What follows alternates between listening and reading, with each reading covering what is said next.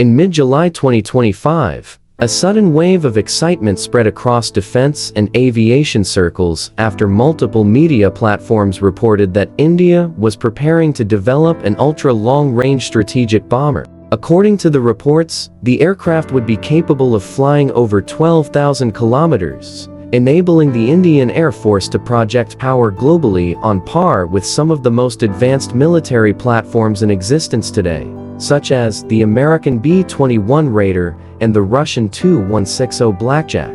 But just as the news started gaining momentum, it was swiftly and firmly denied by official sources within India's defense establishment. Speaking on condition of anonymity, a senior official stated that India is not developing any strategic bombers and that the reports circulating in the media were misleading. No further clarification followed, but the statement was clear: there is no active bomber development program. Despite this, the story sparked an intense debate, perhaps because it touched upon something deeper than just aircraft specifications. It highlighted a question India has grappled with for decades. Does the country need a strategic bomber force, or are such platforms outdated and unnecessary in the era of missiles, drones, and stealth fighters?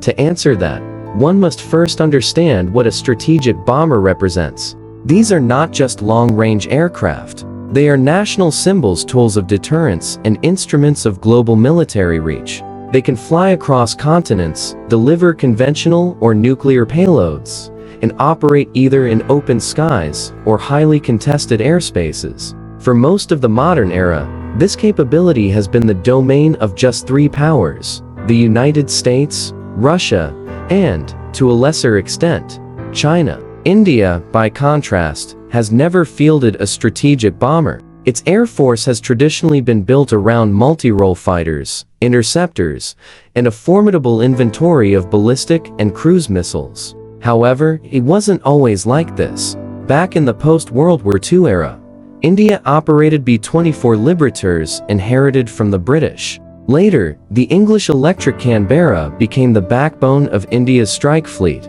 These bombers served during the 1965 and 1971 wars with Pakistan, in the 1961 Goa liberation, and even as part of United Nations missions in Congo. Canberras flew high-risk reconnaissance missions during the Kargil War in 1999, and were only retired in 2007, ending India's last association with the bomber category.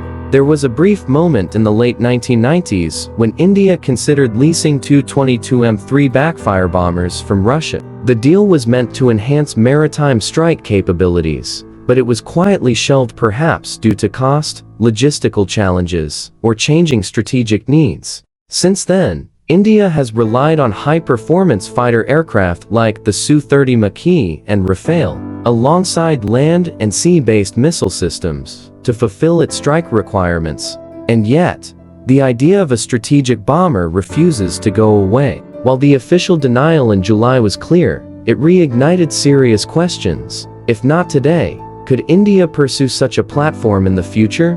Would it be strategically useful? Or is it simply a relic of Cold War logic that no longer applies? For now, the consensus appears to be leaning against the idea. There are multiple reasons for this.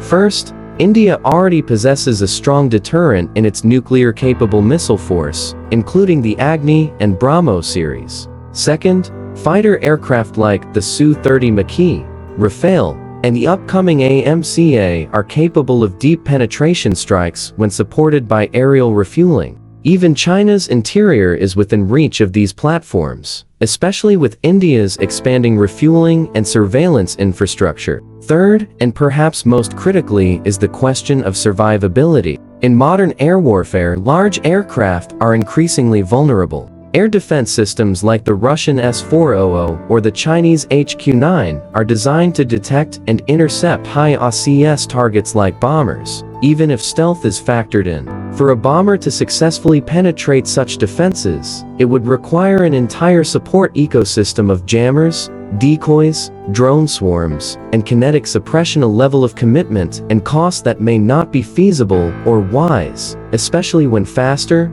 cheaper, and more flexible alternatives exist. And cost is no trivial matter. The American B-2 Spirit, one of the most advanced stealth bombers ever built, costs over $2 billion per unit. Its successor, the B-21 Raider, is expected to come in at over $750 million.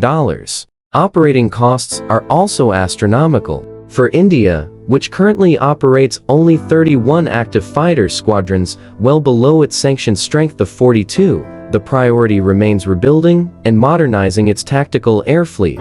Beyond the financial and logistical considerations, there is the question of doctrine. India's military strategy has historically emphasized territorial defense and regional deterrence. It does not maintain overseas military bases. Its nuclear policy is built on the principle of no first use, and it has focused more on surgical strikes and precision engagements than on blanket strategic bombardment. As a result, the strategic bomber has never fully aligned with India's worldview or its warfighting needs. But that doesn't mean the debate is over. China's rapidly growing air power has introduced new complications. The Chinese H-6 bomber has been evolving steadily, with extended-range versions capable of carrying hypersonic missiles and operating over the South China Sea. While not as stealthy or advanced as American or Russian platforms, the H-6E's development signals a shift in Chinese doctrine towards power projection across the Indo-Pacific.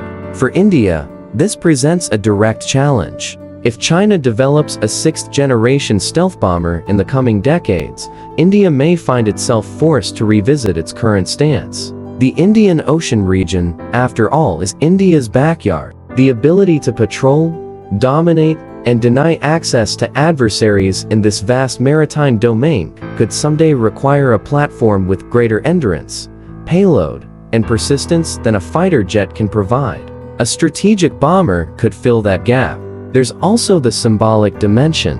As India's economic and geopolitical profile rises, so too does its desire for independent, sovereign capabilities across the full spectrum of warfare. A long-range bomber, like a nuclear submarine or an aircraft carrier, is more than just a tool. It's a message. It says, we can reach you anywhere, anytime. For a country with global aspirations, that may someday matter more than it does today. Still, none of this means a program is imminent. Experts caution that India's defense industrial base is still maturing. Projects like the AMCA, Tejas Mk2, and unmanned aerial vehicles must take priority. Hypersonic missile development is still in early stages. Even aerial refueling assets and early warning aircraft remain limited. For now, investing in a strategic bomber would strain resources, risk duplication, and potentially delay more urgent programs.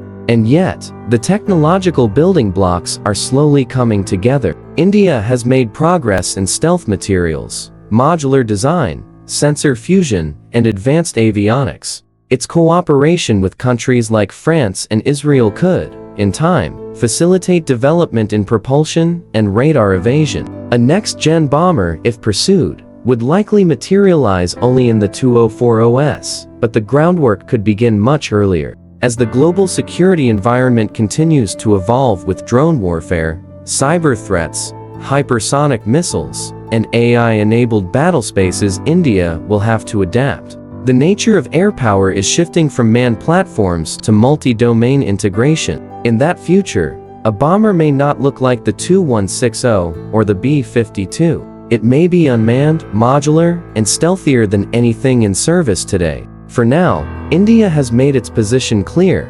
No bomber is being developed. But that hasn't stopped the defense community from imagining what such a platform might look like or what it might mean. Because ultimately, strategic choices are not just about platforms. They are about posture, about vision, about what kind of power a nation wants to be. And while India may not be ready to build a strategic bomber today, it has certainly demonstrated that it is thinking and planning for a very different tomorrow.